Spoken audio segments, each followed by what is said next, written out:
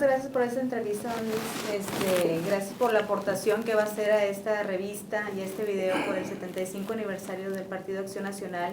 Y tenemos el gusto de que nos pueda dar un testimonio respecto a cómo inició el partido. Sabemos que en el 39 se funda y pues usted prácticamente es el panista con más tiempo dentro del partido. ¿Qué nos puede comentar de esta década, cuando inicia la década de los 40? Bueno, cuando se fundó el partido, que fue en septiembre de 1939, en el segundo piso de Frontón, México, una asamblea, una convención que culminó con la constitución legal como asociación civil del Partido Acción Nacional. Acción Nacional no nació como otros partidos por una ocurrencia de fin de semana o un grupo improvisado. Fue el resultado de casi 9 años de un esfuerzo encabezado por un ciudadano ejemplar que fue don Manuel Gómez Morín. Por cierto, a mi juicio, en la historia de México no hay nadie que haya influido tanto en la vida política de México sin ocupar un puesto público como Manuel Gómez Morín. Entonces él, que había andado en la campaña 9 años, en el 29, con el candidato independiente, un personaje de México, José Vasconcelos, pues ahí vio como le acompañó por todo el territorio mexicano. Entonces combinó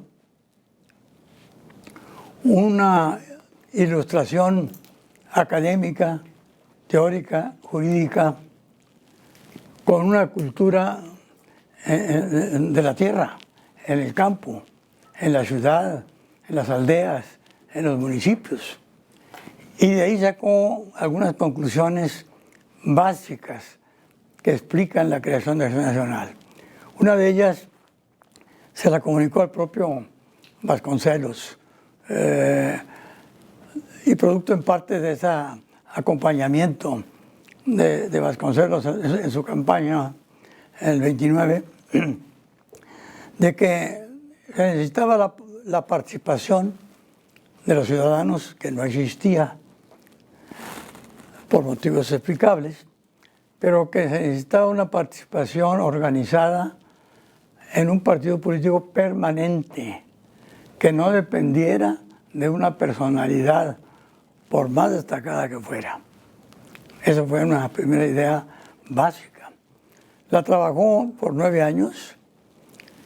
Ese tiempo lo dedicó a visitar todos los estados de la República, buscando si había gente que comulgara con sus propósitos, porque se trataba de ser un partido nacional.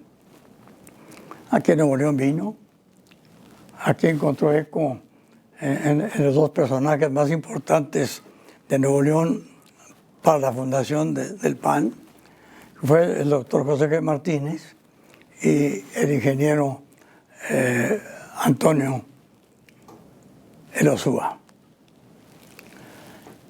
¿Y esto? Y en otros estados pues encontró gente de primera. En Jalisco, don Efraín González Luna, un personaje, ¿verdad? Estrada de Iturbide en Michoacán, Molina Fonten en Yucatán, Rey Lazo en San Luis Potosí, los Krill en Chihuahua, y así lo logró.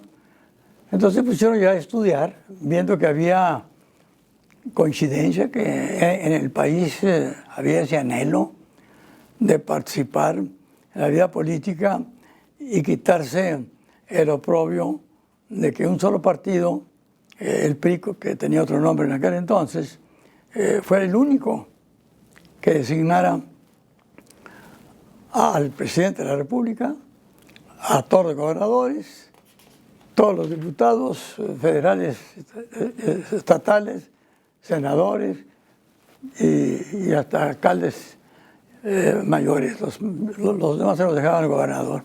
Era una esclavitud cívica. Entonces convocó, era una tarea ímproba, ¿verdad? Por eso lo llamó desde el principio, para que no nos fuéramos a confundir de que era para ganar rápidamente, que era una brega de eternidad. Y a 75 años lo hemos comprobado. Es permanente, es una lucha, como la lucha entre el bien y el mal, siempre la habrá.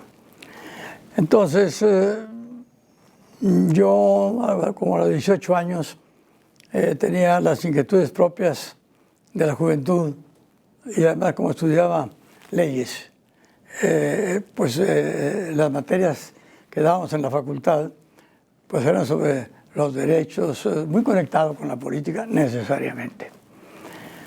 Entonces asistí a varias conferencias de algunos de los mencionados y realmente quedé seducido por el mensaje, ¿verdad?, de esos líderes. Y ahí quedé. Por aquel entonces estaba yo de escribiente, de meritorio en un juzgado penal, segundo penal, pues para tener experiencia. Estaba en tercero de leyes. Esperando que se desocupara, había dos escribientes. El sueldo pues, era como 40 pesos mensuales de aquel entonces. Y al fin hubo una vacante y me dieron el puesto que me interesaba. Yo también hasta el dinero, yo lo necesitaba de una familia modesta. Pero en la primera quincena, que me pagaran, digamos, los 20 pesos, noté que me hicieron dos deducciones. Una por la suscripción del Partido Nacional, que era el órgano oficial del PRI, con el nombre de aquel entonces. Y otra, una cuota de membresía como miembro de ese partido. Pues yo rechacé eso y fui con el juez, dice Jesús de Santos, gente muy correcta, muy buena. Y dije, no estoy de acuerdo. Esos pesos que me están quitando me hacen falta, pero me molesta más que sin consultarme me ponga como autómata, como esclavo en un partido. Y dijo, mira, Luisito, tienes toda la razón, dijo. Así están las cosas. Yo mismo, cualquier persona que entre a un puesto de cualquier nivel, legislativo, ejecutivo o judicial, así es que no depende de mí. ¿Y le devolvieron su dinero? ¿Mande? ¿Le devolvieron su dinero, don Luis? ¿Le devolvieron el dinero? No, ¿Qué no, pasó? no, entonces la alternativa era o aceptar o ya no seguir ahí como escribiente. Como a mí me interesaba mucho la práctica, acepté, pero entonces para compensarme anímicamente de lo que llamaba un agravio a mi dignidad, precipité mi entrada al PAN. Y en enero del 41, ya pensaba yo un día entrar al PAN, pero con eso lo precipité. Y dije, bueno, pues ellos me escribieron contra mi voluntad, y yo con mi voluntad, mi autonomía, entro al PAN. Y ya quedé tranquilo y aproveché la experiencia que necesitaba, ¿verdad? Entonces, mi vida cambió. Aquí hago un paréntesis. Hay una frase que todos conocemos del filósofo español José Ortega y Gasset, que le preguntaron, comentaba él, la pregunta que todos nos hacemos: ¿quién soy yo? Y Ortega y Gasset, filósofo español muy acreditado del siglo pasado, decía, pues yo soy yo y mis circunstancias. Bueno, apoyándome en esa frase de Ortega y Gasset, yo he dicho ya, y ahora lo reitero, que Acción Nacional, con ese ingreso de los 73 años que tengo en el partido el más viejo en el país, según Gustavo Madero, es parte de mi vida, ¿verdad? ¿Por qué? Porque forma parte de mis circunstancias. Yo sería muy distinto si no es por Acción Nacional. Eso hace que yo, que he ayudado mucho al partido, no me sienta acreedor del partido, me siento deudor del partido. Y yo invito a todos los panistas, empezando por Nuevo León, de todo el país, los más destacados que han sido gobernadores o senadores, los panistas, cada uno de ellos. ¿Qué sería de ellos si no hubieran participado en Acción Nacional? Gente buena, correcta, exitosa en algunos casos, pero en conclusión el partido nos dio ocasión de hacer algo por la comunidad, aparte de pues, trabajar uno para ganarse la vida y su familia y estudios y todo lo que toda familia tiene, ¿verdad? Entonces quiero decir que los que hemos entrado no somos deudores de Acción Nacional, digo, somos deudores, no acreedores. Y eso viene a cuento en estos momentos que Acción Nacional pasa, como todos sabemos, por una crisis. ¿Cuál es la posición de un panista? Y no es lo mismo si me coloco en posición de el partido me debe a mí, a la posición que yo suscribo. Yo le debo al partido, porque las conclusiones son distintas según se coloque uno en uno o en otro lugar. Al momento que usted ya entra al partido, don Luis, ¿cómo se involucra en las actividades? Porque la situación... Bueno, sí me involucro, y estaban jóvenes. Mi primera actividad que me señalaron. Quiero aclarar que aquí en Nuevo León, los dos fundadores que firmaron el acta constitutiva de Acción Nacional en la fecha ya indicada fueron el doctor Martínez, José G. Martínez, y el Osúa, ¿verdad? Y fueron unos héroes estatales. Ellos eran exitosos. El doctor Martínez era un médico de gran prestigio. Su padre también lo fue. Le sobraba trabajo, tenía éxito, pero era generoso. Fue el primer presidente, por cierto, de la Cruz Roja en Nuevo León, antes de fundarse el partido. Entonces él fue también cautivado, y el ingeniero Lozúa, con estudios de primer nivel en Massachusetts, en la Universidad de Massachusetts, en MIT, con una empresa que prosperaba.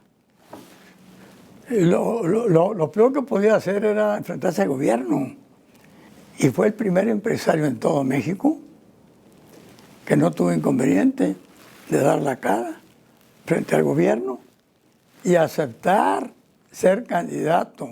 El primer candidato a diputado federal que hubo de Acción Nacional en Nuevo León fue el ingeniero Lozúa. Yo creo que lo que menos le hubiera servido era haber ganado, pero él tenía que poner la muestra. El doctor Martínez también fue candidato a Monterrey, ganó, pues como siempre le alteraban el triunfo, lo apedrearon en una manifestación. Cito eso porque no puede uno dejar de comparar con los propósitos que animaron a todos sus panistas, con los que animan a muchos, no a todos, de los actuales panistas. Y fue entonces todo un enfrentamiento, ¿no? ¿Mande? Fue enfrentarse contra un sistema, contra un partido, ese era. contra el gobierno. No, era increíble, porque Era como una hazaña. hacíamos campañas. Yo fui candidato, a tu pregunta, en aquel entonces la elección de jueces en Nuevo León y magistrados era elección popular. Y el PAN, pues, que quería registrar al candidato a alcalde o a gobernador, y había la ocasión, pues había que experimentar. Yo fui candidato a juez aquí en Nuevo León y luego a magistrado. Si hubiera ganado, me hubiera afectado mi desarrollo porque yo no tenía recursos, tenía que trabajar para mi familia. Pero lo aceptaba como una contribución. Y como digo yo, muchos. Y llenamos la planilla, ¿verdad? Lo más completo, porque si invitábamos a la gente a votar, teníamos que poner candidatos que a nuestro juicio fueran buenos. Si no ponemos candidatos buenos, ¿para qué invito al ciudadano a votar por quién? O sea, era una sola pieza con dos caras. Había que motivar a la gente a votar y motivar a la gente a aceptar ser candidato para que los primeros votaran por ellos, ¿verdad? ¿Cómo se les hacía ese llamado a sumarse? ¿Qué se les decía para que pudieran integrarse a Acción Nacional? No, lo que decíamos era que había necesidad, primero despertar en su decisión de participar, que era una obligación, porque es una obligación del ciudadano. La soberanía en México descansa en el pueblo. El pueblo no es más que el conjunto de ciudadanos. La única posibilidad que tiene el pueblo, o sea, cada ciudadano, que es el soberano de acuerdo con la Constitución, de expresarse, la única es el voto. O sea, si no vota, es como si fuera un extranjero en su tierra, porque es la única diferencia que hay entre un mexicano y un extranjero. Todo igual, excepto que el extranjero no puede votar. Entonces, si yo me abstengo de votar, soy extranjero en mi tierra. O sea, había gran literatura de los iniciadores del PAN, extraordinaria. González Luna aportó unos principios y teorías que siguen siendo válidos y no hay quien les pueda poner pero. Entonces, eso fue y colaboré. Mi primera experiencia me ha dado, creo que a Hidalgo, de representante en una elección municipal. Había 2 casillas. Fui con otro joven también, no me acuerdo el nombre. Y cada quien entró. Y llegué yo. Les cuento el episodio. Llegué yo, estaba en una escuela. Estaba un coronel retirado de presidente de la casilla y la directiva. Y ahí estaban las boletas y la lista de electores.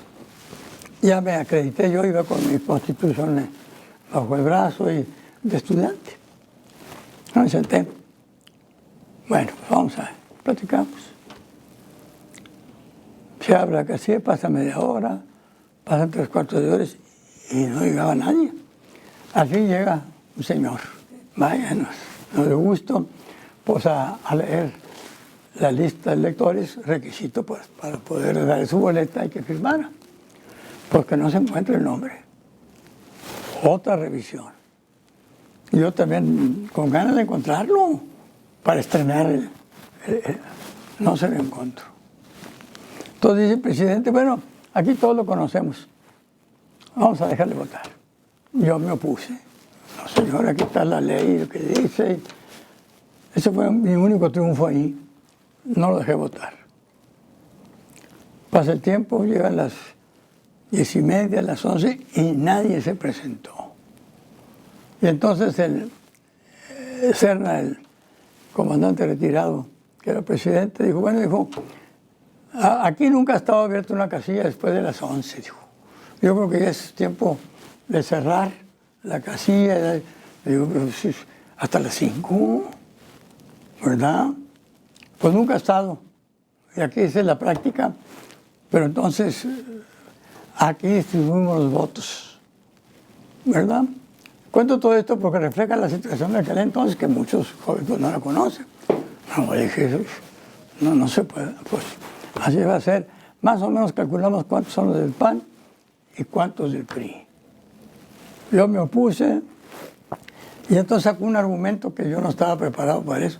Saca un pistolón y lo pone en la mesa. Me dijo, joven, así lo vamos a hacer, quiera usted que no. Le dije, pues, pero no con mi presencia. Me voy.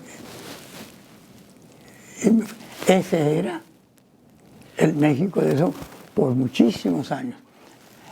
Era el proceso electoral por lo que Acción Nacional quería cambiar, para que el ciudadano, que en conjunto es el soberano de México, votara, tan sencillo como eso.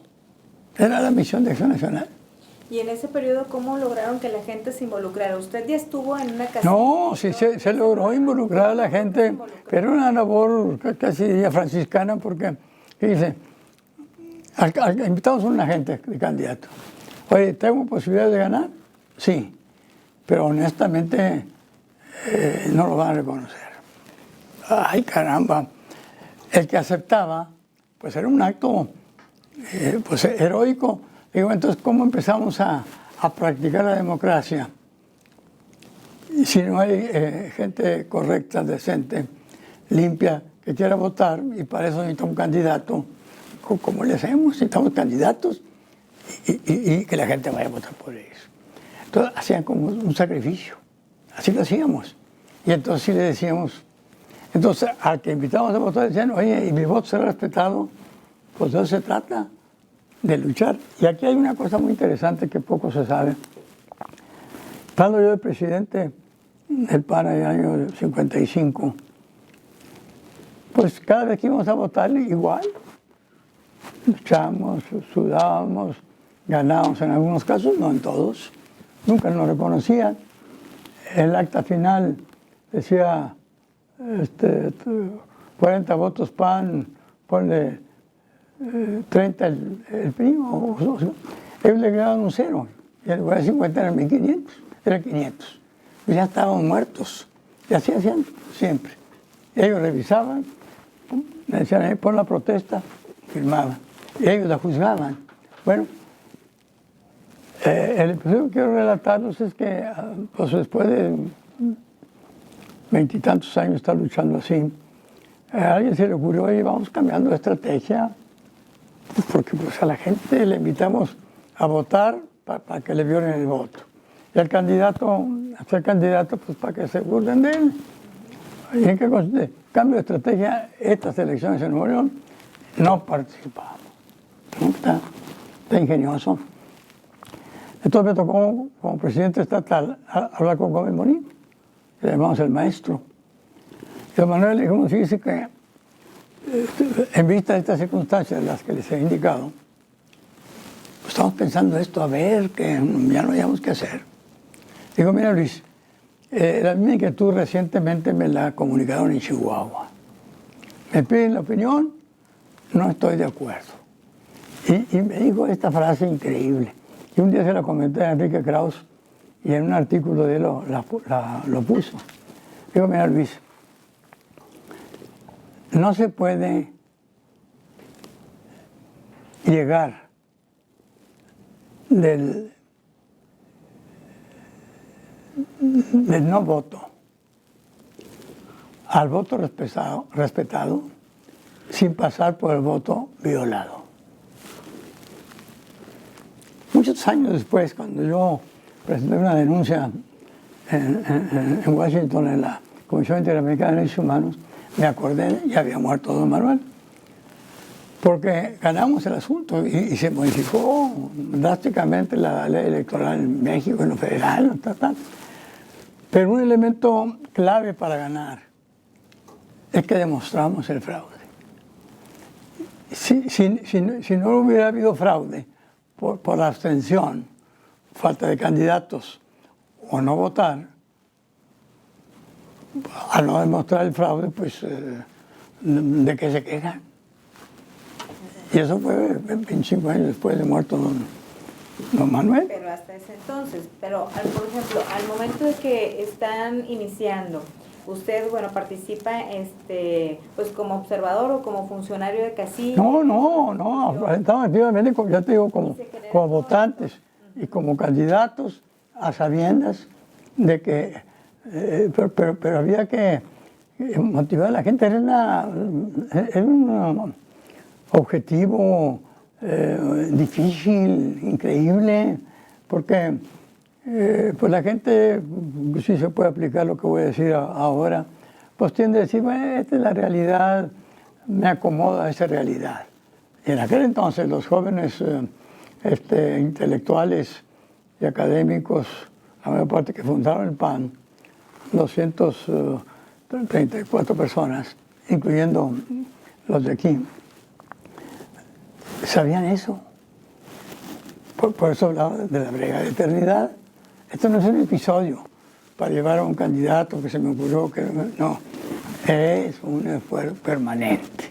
¿Y cuál se pudiera decir? Entonces era realmente lo que yo te había llamado pues una especie de diezmo cívico.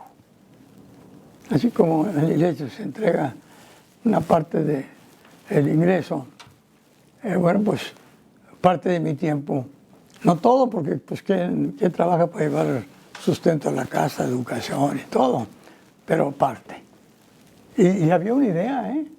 En realidad, y yo en lo particular, nunca quise ser candidato a un puesto público. Me forzaron. Pues, ¿cómo andas invitando? No, bueno, pues. En esta primera década, don Luis, ¿cuál pudiera usted señalar que fue un triunfo panista? Bueno, el triunfo, sí, claro. El triunfo panista de esta primera década y las 4 décadas siguientes al menos, o sea, los primeros 50 años. El triunfo panista, porque desde el principio, el primer triunfo en los primeros años era el respeto de la comunidad. Como veía que no teníamos un interés económico, sino que dábamos tiempo, ¿verdad?, desinteresadamente, pues ni modo de criticarnos. Bueno, la crítica son ilusos, pero una crítica que implicaba un halago, ¿verdad? Entonces, a tu pregunta, nos respetaban. Yo me peleaba a veces el día de la elección y al día siguiente los vieron juzgado en el puesto que tenían, y a mí siempre me atendieron ellos mismos, porque la vergüenza la tenían ellos, no yo. Entonces, tu pregunta es muy buena, que la Liberación Nacional, que nos respetaran, y acreditamos, quedamos acreditados. Eso fue. Y luego vinieron ya experiencias concretas de la teoría del PAN.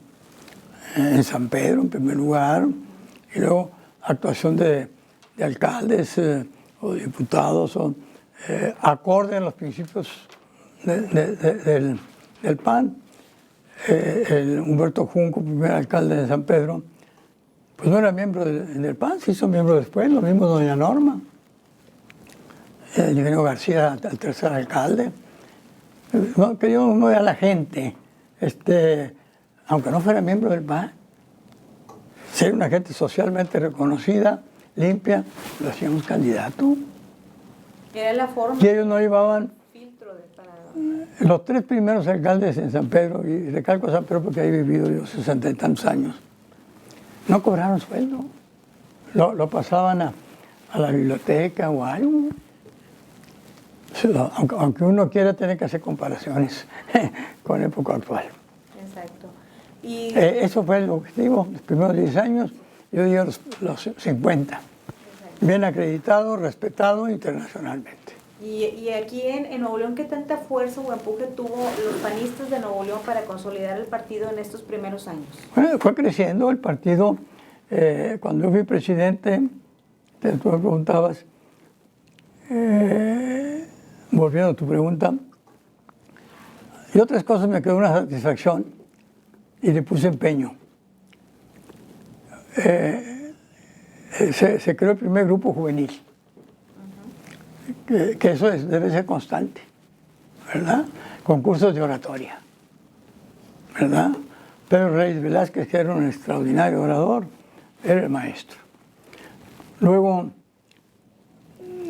hubo un círculo de estudios fuera del partido, que yo te voy a proporcionar unas fotos, en que vino Gómez Morín, José González,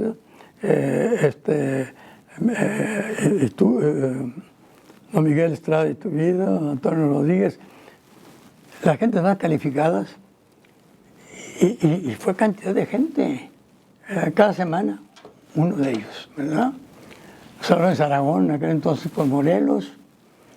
El 90% de los que fueron no eran miembros del PAN, pero había disposición en aquel entonces de abrirse, entendieron que eran esclavos en el material político y querían hacer algo, aunque sea, unos ayudaban con dinero, los que tenían, unas señoras pues se ponían a trabajar y hacían noches para repartir a las directivas en las casillas, aunque fueran miembros o no miembros, pues, ayudaban.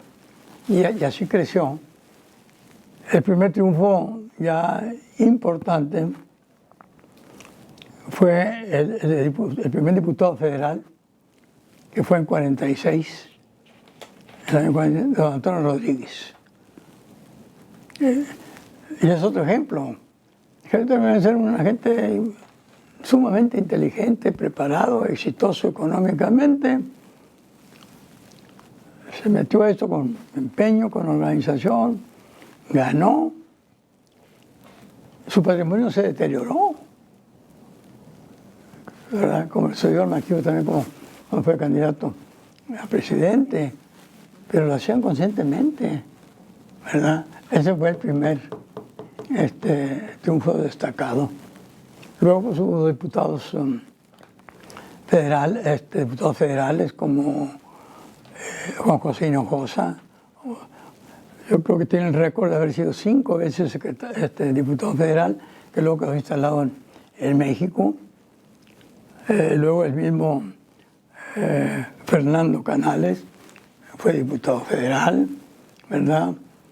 Ya para entonces yo pensaba que el PRI se veía forzado a aceptar algunos triunfos, porque en el exterior se burlaban de México de que no había democracia.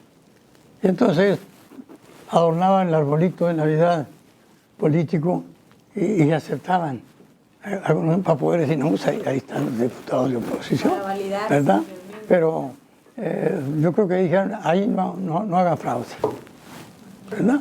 Y entonces empezaron a llegar y se vivieron épocas muy hermosas, muy interesantes, ya en la tribuna de la Cámara de Diputados y de senadores. Y había en estos momentos en los que ustedes estaban tratando de integrar a la gente, don Luis, de querer que... Y lo logramos en algunos casos como con San Pedro. Ahí tenemos actualmente 8 alcaldes consecutivos, más 3 que se iniciaron en 64.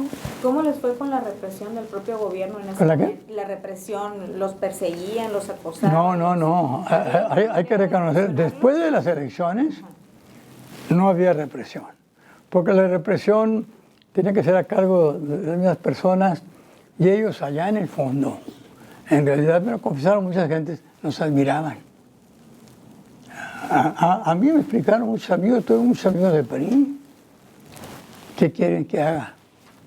Yo vivo de eso. Entonces, a uno lo respetaba y uno los comprendía. Ese era. Pero en lo personal, ¿no vivió algún episodio así? Jamás. El día de la elección, sí. Había hasta agresiones físicas. Abelardo Salas, candidato a gobernador, vio que andaban ahí llevando boletas desde el PRI, lo siguió, entró al PRI y lo golpearon, ¿verdad? De broma le decíamos, oye, porque aquí en el brazo una negociación, no, hombre, debió haber sido algo más importante para ella, ¿verdad? Pero ese era, o sea, yo reconozco que no hubo posteriormente represión, no. Por ese factor de que nosotros los comprendíamos y ellos nos admiraban, me lo decían muchos, ilusos o lo que quieran, bueno, pero no eran. En cambio, uno les perdonaba cosas que a veces eran delictuosas. Alterar las actas, pues era un delito. Pero pues ellos mismos eran los... Ellos mismos eran jueces. Eran los jueces. No había nada que hacer, hasta que se cambió la legislación. Exacto. Y ya cuando usted llega como dirigente de Nuevo León, don Luis, ¿cómo era el panorama ya? Ya estaba un poquito más... ¿Cuando yo llego al PAN? Sí, como dirigente. Pues se había adelantado ya en ese acreditamiento.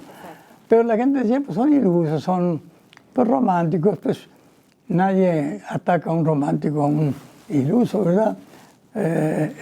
Coincidían. Pues ojalá les vaya bien, pues todos queremos, pero pues allá ellos. Ayudaban económicamente muchos empresarios con el pacto de que no se dijera. Tenían miedo, inexplicablemente, porque los empresarios de alguna manera vivían de autorizaciones que dependían del gobierno federal, y ahí sí había. Pero una represalia no física, una auditoría, un permiso que no se da. Ahí sí había reacción. O sea, si ya los vinculaban al partido, había esa represión. ¿Ande? Si los vinculaban a los empresarios o a cierto empresario, había una represión. No te entiendo. Si vinculaban a un empresario con el partido, claro, había la represión. claro. Entonces por ellos, un tanto escondido, ayudaban o permitían que gentes de ellos participaran en el PAN. Y cuando usted... El Güero Junco era gerente de una de tantas empresas del Grupo Vitro. Y dije, bueno, pues ¿cómo le hago? Yo vivo de mi trabajo, no tenía patrimonio. Si me autoriza, hay un acto bueno de la empresa, lo autorizó. Y le digo, si no entras a la alcaldía, como creemos que no vas a entrar, pues te reinstalamos, no pierdes tus derechos laborales. O si entras, al terminar, entras. Eran las ayudas. Y en su etapa... Pero aparecer en público apoyando, pues, desde luego no. Era un suicidio empresarial. ¿Mande? Era ya suicidarse empresarialmente. Ese es el problema. Pero se venció en realidad. Cuando usted ya toma la rienda del partido en el 55, don Luis, ¿qué modificó, qué cambió, qué estilo le trató de marcar para guiar? Bueno, yo le contaba y me perdí un poco. Mencioné la creación del grupo juvenil y los cursos ideológicos. Me faltó otra cosa. El PAN tenía su sede, donde está ahorita, en Emilio Carranza y Treviño. Era un local rentado. El dueño del local era el licenciado Pedro Zorrilla, padre del que fue luego gobernador por el PRI. Y él era panista. Era de los primeros que ayudaron al PAN como abogados. Y él era cuñado del doctor José G. Martínez, fundador del PAN. Entonces, pues, nos rentó al partido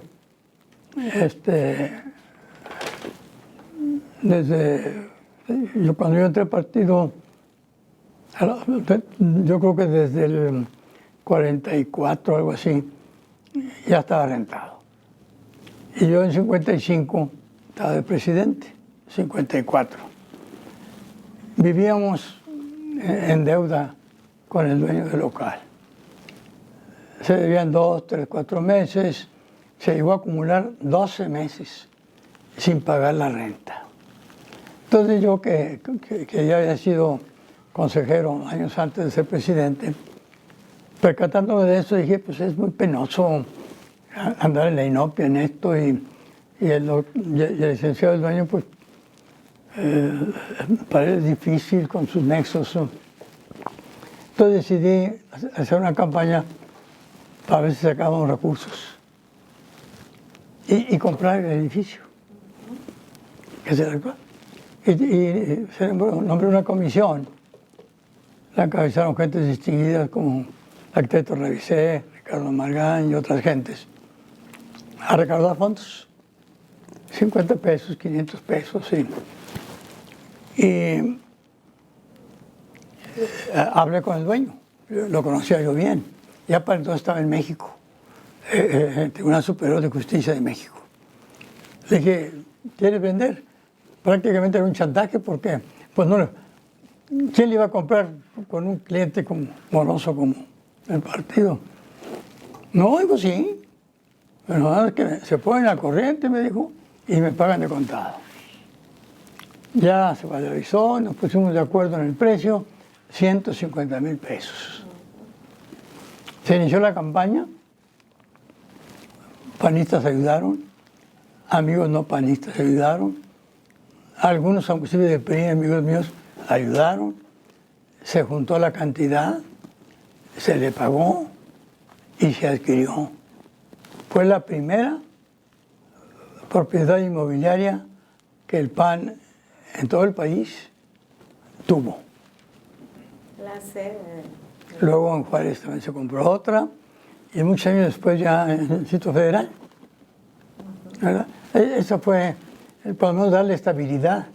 Luego cuando estuve de presidente, muchos años después, Fernando Canales, presidente del PAN estatal, él y básicamente su señora hicieron una campaña y se modificó el edificio, se acondicionó muy bien, ¿verdad?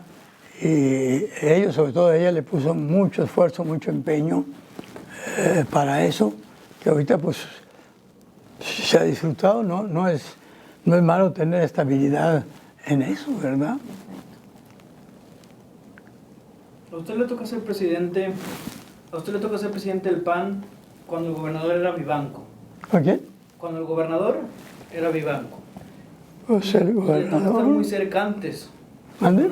Y le toca estar muy cerca al partido en un sexenio anterior, bueno, en un periodo anterior, que fue de Morones Prieto. ¿Cómo vive el PAN desde la oposición y cómo el gobierno del Estado en aquel entonces?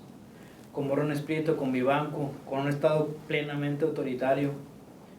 ¿Cómo vivía el PAN usted desde la dirigencia? Bueno, en el fondo los gobernadores, unos más y otros menos, les pasaba lo que decía antes yo, nos respetaban. Casi diría que algunos nos envidiaban, como diciendo, ojalá yo pudiera hacer eso, pero pues yo estoy metido en el PRI y tengo que ser disciplinado. El grado de disciplina de los gobernadores no siempre fue igual. Por ejemplo, Eduardo Olivas luchó mucho por quitarse bastante de esa opresión como gobernador. O sea, él estaba vinculado a su... y sabía lo que estaba pasando. Y tuvo varios actos que demostraron que luchó por cierta independencia. Bueno, antes de gobernador, que creía que iba a ser candidato y no lo fue, él tuvo un acto muy interesante, pocas veces visto en el PRI. Se salió del PRI y rompió su credencial. O sea, en el PRI siempre había algunas gentes valiosas, limitadas porque el sistema lo sometía, pero había grados de sometimiento, ¿verdad? Y él sí luchó, tuvo otras manifestaciones. Cuando la elección en San Pedro, en que competía la señora Villarreal de Zambrano, que querían reabrir una casilla sabiendo que había perdido el PRI. Con otro gobernador lo hubieran reabierto y Eduardo Olivas mandó al secretario general de gobierno, yo estaba presente en esa casilla, se informó de los hechos, digo, no se reabre. Un acto de decencia. O sea, creo yo que lo del PAN también impactaba un poco porque pues tenían decoro, ¿verdad? Hay cosas que no se pueden hacer aunque les manden, pero hay grados. Entonces ya, o sea, de alguna manera también impactábamos en la gente del PRI. Y un poco antes, en los 40, con la época del cardenismo. ¿Mande? Un poco antes, en los 40. Antes de 40, el PAN se fundó en 39. Sí, ¿cómo se vivía el PAN? No, antes de 39, pues el PAN existe a partir de 39. Claro, pero la ola cardenista. Bueno, este en la era interés- cardenista como presidente no existía el PAN. Este interés de ser un contrapeso a la educación socialista. Pero realmente la idea fundamental era la que ya manifesté, que cobrara conciencia ciudadana de sus derechos y participara. Hay dos formas de participar, como candidato y sobre todo votando. Ya actuando esa fuerza, obviamente es un contrapeso. Pero no puede ser un contrapeso si no existes como partido político, como fuerza política. Efectivamente fue contrapeso muy frecuentemente y lo sigue siendo. Había muchas reuniones en la Quinta Calderón. Sí, ahí están las fotos, yo hago unas fotos de la que está ahí, probablemente sea la más antigua, es del año 44. Ahí está Gómez Morín, ahí está el doctor Martínez, ahí está el Osúa, ahí están todos, y ahí estoy yo de jovencito, aparezco la cara. Gustaban varias reuniones. Ahora, lo que pasa es que también Gómez Morín no se expresó únicamente en lo político, ¿verdad? Hay gente serias, académicos, que uno dice, no, lo fuerte de Gómez Morín fue en el aspecto educativo y dan sus elementos. Otros dicen, no, fue como financiero, porque ahí también destacó. O sea, era un hombre muy brillante, ¿verdad? Más conocido por su actuación política, pero a los 23 años era su secretario de Hacienda. Él pudo tener una carrera con los gobiernos de PRI. ¿Por qué? Porque era un talento. Tal es así que la carrera de 5 años él la hizo en 4 años. Y su origen de lo más modesto, él nació en la Sierra Tarahumara, una familia de lo más modesto, y queda huérfano al año. Pero, mamá, ¿cómo ha llegado a ser lo que fue? Pero lo importante no es el dato físico, sino la disposición de él, porque en el fondo es una gran generosidad. Y quedó en la historia y todo el mundo lo reconoce, inclusive en lo internacional. Y esos encuentros que tenían en esta quinta, ¿era encuentro político, era reunión de amigos también? ¿Para qué eran esos encuentros? ¿Eran como sus reuniones políticas en la Quinta Calderón? ¿O era para llegar a acuerdos? ¿Era para...? A ver, no, realmente no tenía... Las reuniones en la Quinta Calderón.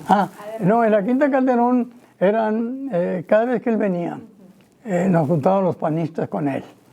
Y él aceptaba, era un atractivo. Porque él venía aquí desde antes de fundarse el PAN. Él era miembro del Consejo de Administración de Cervecería Guactem, que por décadas fue la empresa más importante en Nuevo León, ¿verdad? Antes de fundarse el PAN, ¿verdad? Sigo viniendo. Aquí le voy a entregar una fotografía del año antes del 39, en que está con la plana mayor de la cervecería Losada y todo, ¿verdad? Antes de fundar el PAN. Y ahí venía y escondidito, al día siguiente nos visitaba en el PAN, a la directiva, éramos pocos, y el cheque que le habían dado el día anterior de honorarios lo endosaba para ayudar al partido, ¿verdad? A ese grado. A ese grado de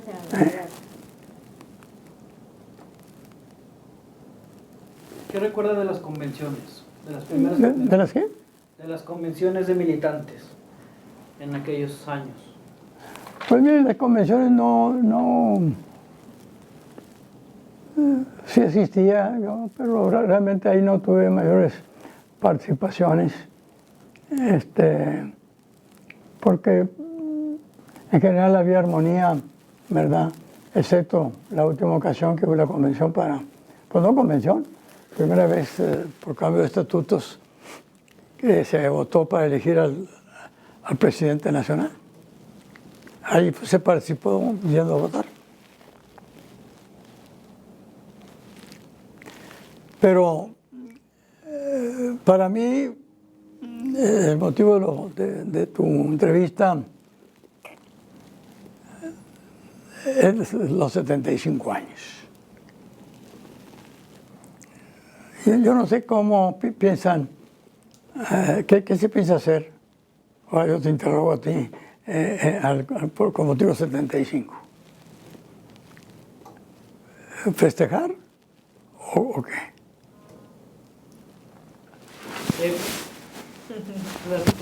Planteamos conmemorar los 75. Sí, hay que tener cuidado porque yo no creo que podamos festejar los 75 como se festejó los 50 años. Conmemorar, sí, en el sentido de recordar. Recordar por qué nació Acción Nacional, para qué nació Acción Nacional, y hacer una comparación seria entre el estado de ánimo de los panistas cuando se cumplió 50 años y ahora. ¿Cuáles son las diferencias? ¿Mande? ¿Qué diferencias ve? ¿Qué diferencias ve? Bueno, en aquel entonces ahí celebrábamos. Fue una fiesta. Hoy no creo que tenemos mucho que festejar. Pero sí es un momento histórico que puede dar la ocasión de revisar por qué nació Acción Nacional, sus principios de doctrina y los objetivos que se mantienen, pero que ya no se divulgan, a mi juicio, porque divulgarlos es facilitar entrar en contradicción con muchas cosas que están haciendo actualmente por las directivas de Acción Nacional en todos los niveles. ¿La diferencia radica en la circunstancia, en los personajes? No, los personajes tienen que haber cambios, porque, pues, ¿verdad? No, la diferencia, si quisiéramos ser muy concretos, es que Acción Nacional buscaba dos cosas, básicamente. Limpiar la vida política de México, ¿verdad? Y ya limpia, buscar el bien común. Lamentablemente, a mi juicio, la tarea sigue, la primera, pero tenemos que hacerlo en casa, primero.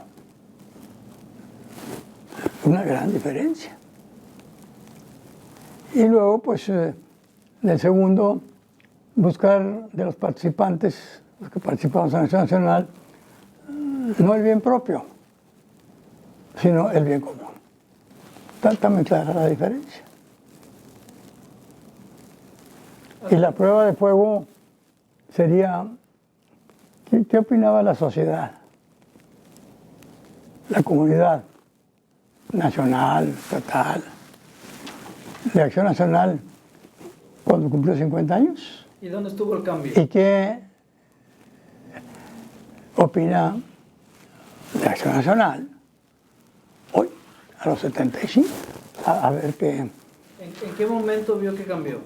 Yo creo que esto empezó poco a poco, lógicamente, y quizá hubo descuido de todos, de mí mismo y de muchos, que siendo una persona miembro del PAN, automáticamente creíamos que no podía ser malo. Y es un error. En cualquier familia, en la mía, en cualquiera, pues puede haber uno de los hijos que no se porte bien y pues nos descuidamos, ¿verdad?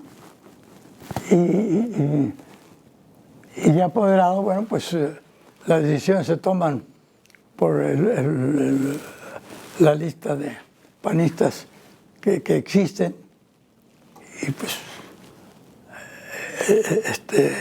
los que han cambiado de paradigma, pues hay que reconocer que fueron hábiles y tienen mayoría, y pues, esa es la situación actual, hay que reconocerla, pero hay que corregirla con el tiempo. No me va a tocar verlo a mí ya, pero es corregible, va a llevar tiempo. Pero un primer episodio para corregir es reconocer la situación y luego hablar, convencer. El PAN que se quiere que sea otro PT, otro partido verde familiar que se pasen ahí, o bueno, pues esto está en grande, eso es, o quiere volver a los postulados que siguen siendo válidos. Y yo, por cierto, para ese efecto me gustaría, Sandra, que incluyeras en la entrevista algunos párrafos que te voy a dar de lo que dijo Manuel Gómez Morín en septiembre de 1939, cuando inició los trabajos de la convención que culminó con la fundación del partido. No lo que dice Luis Santos de la Garza, lo que dijo don Manuel. Ponerlo ahí. A la mejor se equivocó don Manuel. Pero eso es, pero yo creo que todo es corregible, es cuestión de volver a mover las almas, pero de los que ya están dentro del PAN, ya no solo de los que están fuera.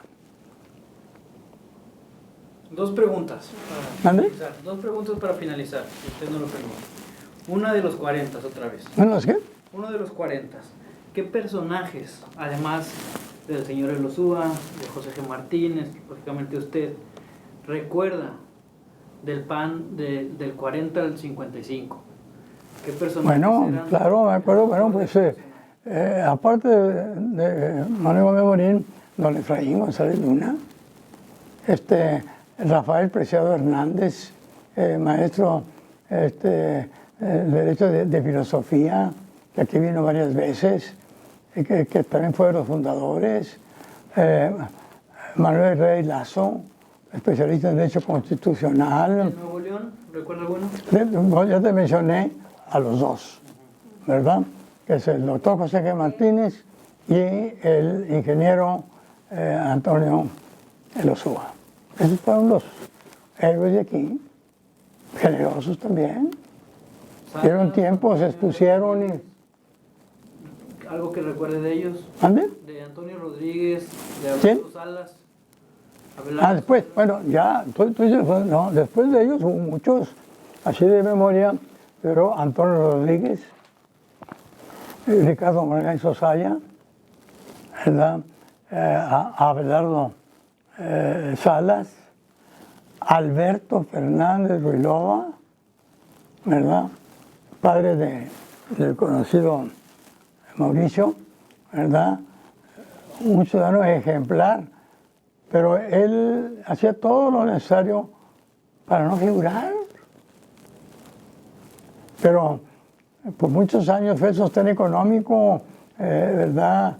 Lo único que llegó a aceptar, porque era su comadre, era entrar de alcalde suplente en San Pedro, cuando la señora en Villarreal de San Pedro fue alcaldesa. Pero en aquel entonces había suplentes, ahora ya no hay. Pero él, oculto, discreto, ¿verdad? Pero ayudó mucho a la Acción Nacional porque su posición social y económica era alta. Y él aprovechó para introducir los mensajes y los objetivos del PAN en esos niveles. Le ayudó mucho. Pero le gustaba no tener presencia. Otras diferencias, ¿verdad? Pero tampoco lo negaba, ¿eh? Él fue abiertamente panista. ¿Quién más? Después, bueno, el licenciado Fernando Canales, ya acercándonos más, ¿verdad? Clarión. Así de gente muy destacada, ¿verdad? El Coco Cuandrón. Más recientemente, hace unos 15 años, Fernando Elizondo Barragán. Un ciudadano generoso, dispuesto a aportar sus conocimientos y talento, pero obstaculizado por la nueva situación, digámoslo así. Hay un episodio fundamental para la democracia en México y posiblemente se gesta desde aquí con usted. A ver, repite más fuerte porque estoy bien sordo. Hay un episodio fundamental para la democracia en México y creo que se gesta desde acá y es en mayor medida por ustedes o por usted. ¿Por qué? Por usted. Es la creación de la ley electoral de los 90 y algo, 94. 96. Ajá. Sí. Cuéntenos un poco de eso. Bueno, pues a mí me hacen la pata de palo, como dicen, porque para mí y para mucha gente es lo mejor que he podido hacer en mi vida como contribución cívica es eso. Bueno, yo entré de diputado local junto con 3 compañeros en 1995, ¿verdad?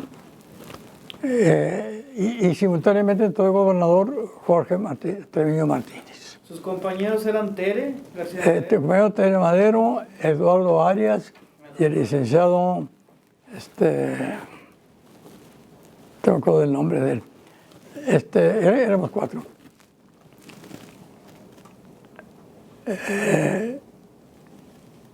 Y era, en total eran ahí como 38, todo lo demás del PRI, en absoluta mayoría.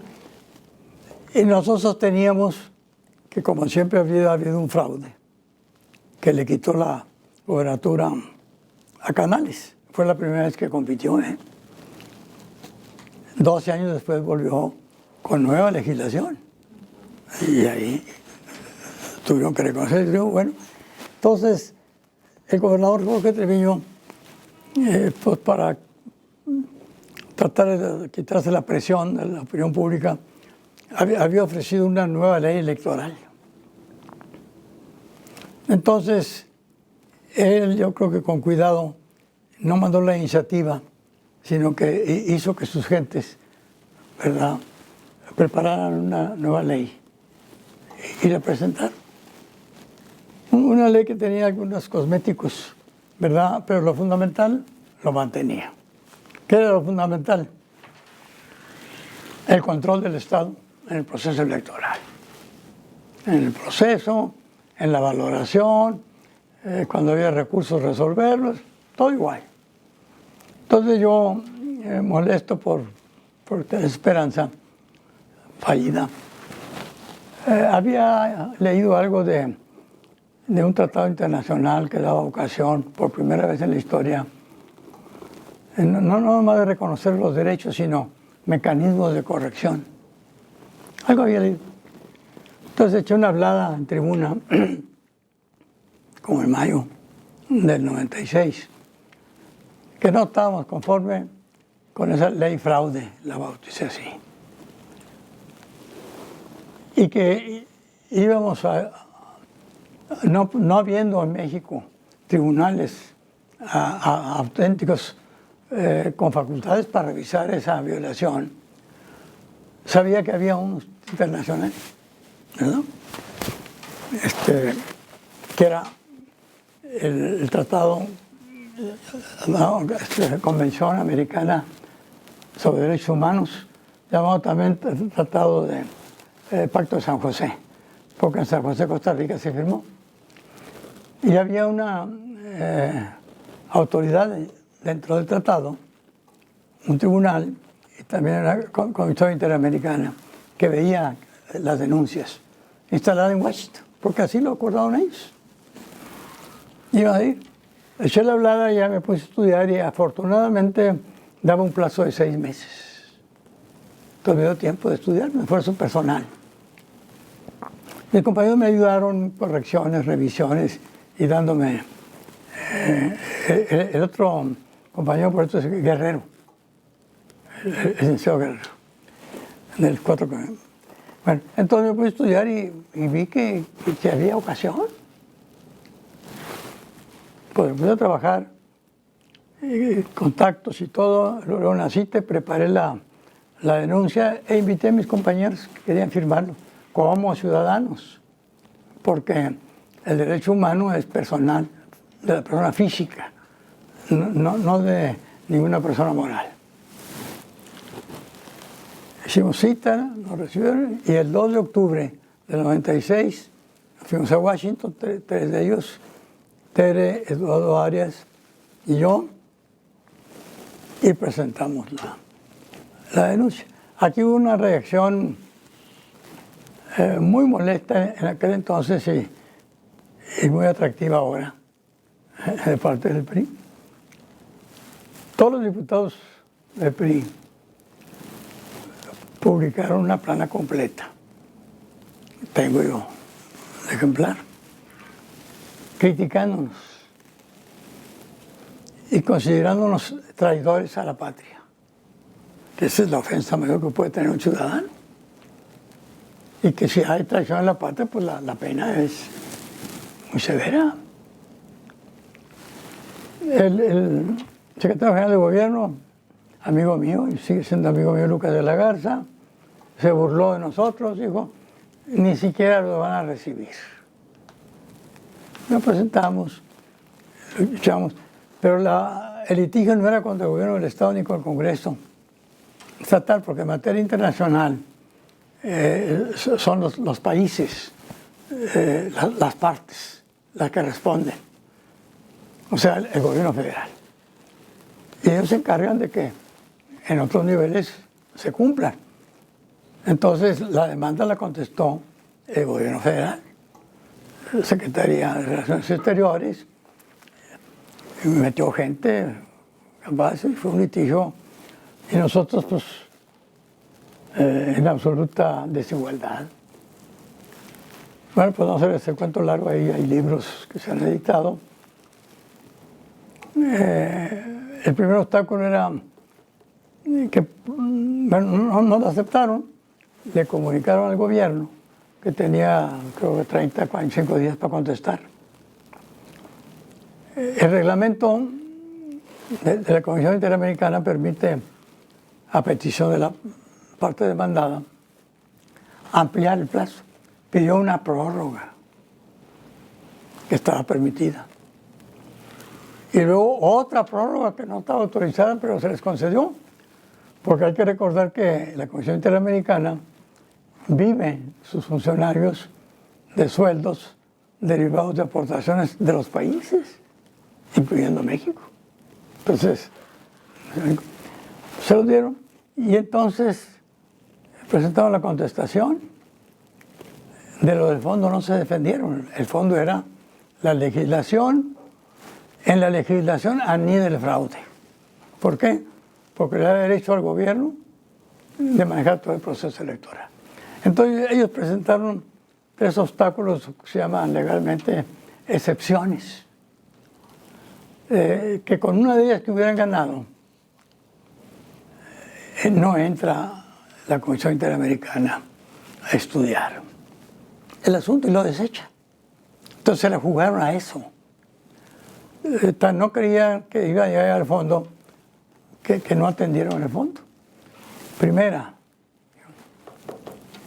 no agotaron los recursos que la legislación mexicana, el amparo, le demostramos una jurisprudencia oprobiosa de la Corte, que en el libro ya aparece. En materia electoral no cabe el recurso de amparo, porque así lo decía la ley. Entonces, ¿cómo vamos a agotar un recurso que la Corte dice que no? Ahí les dimos un golpe.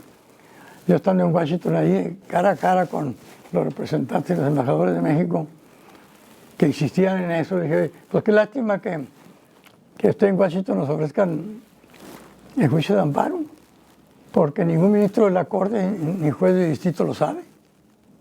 No. Y lo demostramos, se desechó. Lo otro dice, ese es un acto del Poder Legislativo del Estado, de la Federación. Entonces le recordé, tal artículo del tratado indica que es responsabilidad del país que, para afuera. Y el tercer punto era más cómodo para nosotros. O sea, no tiene facultades la comisión para involucrarse en decisiones de estas. Y digo que era muy más cómodo porque el corazón de la comisión era ese derecho. Entonces prácticamente ellos, aún así se tardó de octubre del 96 al 21 de febrero, de octubre del 86 a 21 de febrero del 91, en que salió la resolución por unanimidad a favor, culminando el gobierno federal a que sea todo lo necesario para que se respetara el voto, que hubiera recursos que no había y tribunales independientes que no había, lo cual quedó plasmado en una reforma constitucional del 96 con el presidente Zedillo, porque el presidente Salinas no acató esa recomendación. Zedillo sí, y en una conversación que tuvo Zedillo ya como expresidente con Tere Madero, que estaba de embajadora en Canadá, sin saber que Tere había intervenido en esto.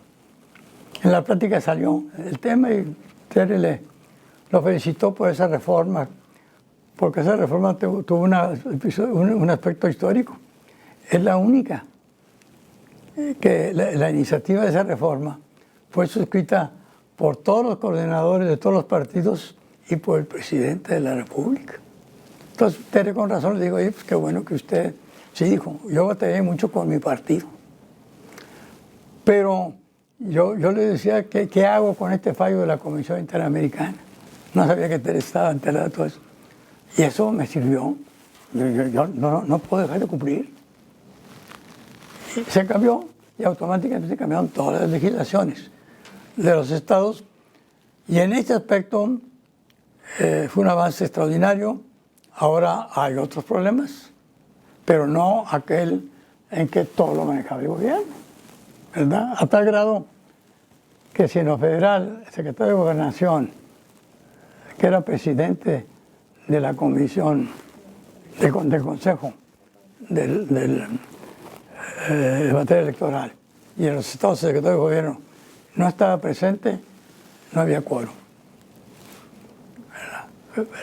Era realmente una esclavitud.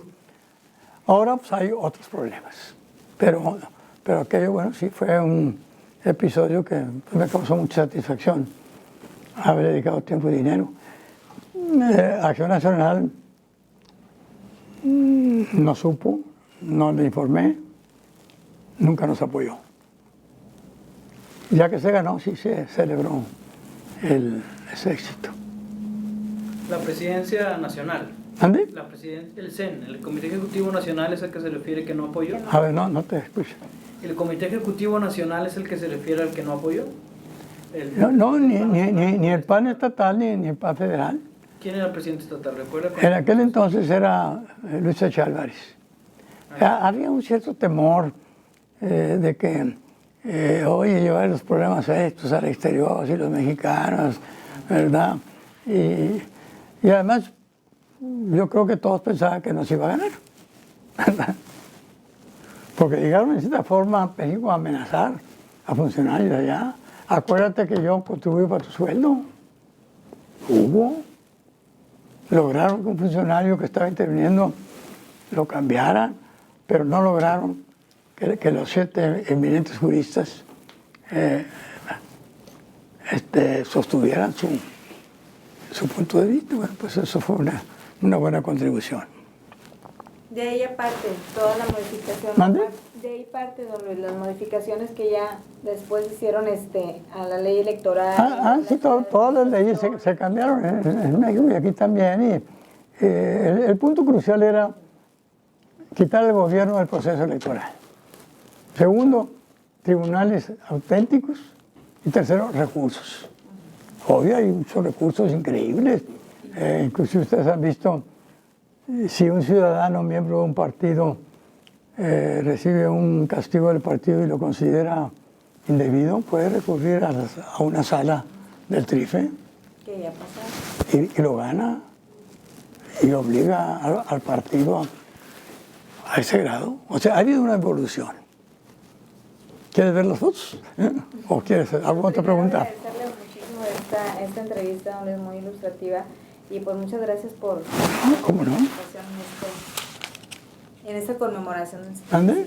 Muchísimas gracias por esta participación. No, pues yo creo que todo sirve y todo es remediable, es una lucha constante, pero yo creo que, sigo creyendo que se compondrá primero dentro del PAN y el país pues tiene grandes problemas. Y quiero terminar más con esto, la importancia de los partidos políticos en la vida social, económica del país. Por una sencilla razón. Todas las autoridades, todas, directa o indirectamente, emanan de los partidos políticos. Esa es la fuerza de los partidos políticos. Presidente de la República, gobernador, diputados locales, senadores, aún la Corte. Y aquí en los tribunales, la designación de los ministros de la Corte se hace a propuesta del presidente y por votación de los legisladores. Y los legisladores siguen instrucciones, sobre todo ahora, de sus partidos. Ese solo dato indica la importancia de los partidos políticos y por lo mismo la conveniencia del ciudadano de meterse a los partidos políticos o crear nuevos partidos.